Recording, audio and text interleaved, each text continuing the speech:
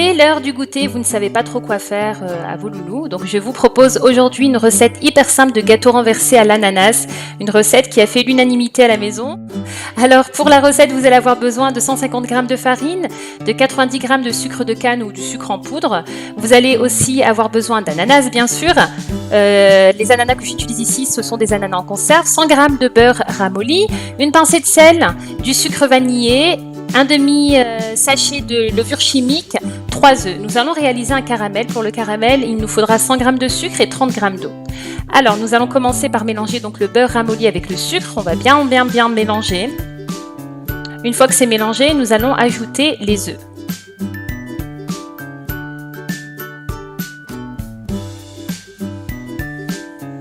Nous allons ajouter la farine. Donc moi j'utilise un petit amuseur que j'ai trouvé chez Ikea et je trouve que le rendu est beaucoup mieux comme ça.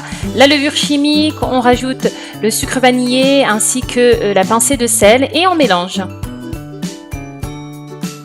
Donc voici la pâte que l'on obtient. On va passer maintenant à la préparation du caramel. C'est très simple, vous allez juste mettre votre sucre, rajouter l'eau et on ne touche pas.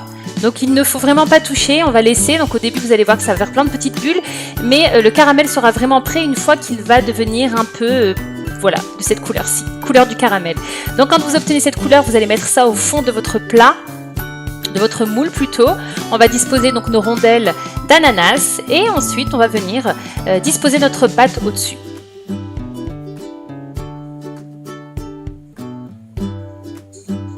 Direction le four à 180 degrés pour environ une demi-heure. Donc n'hésitez pas à piquer avec un couteau pour voir si la pâte est prête. Ensuite, je démoule tout de suite, dès la sortie du four, je démoule.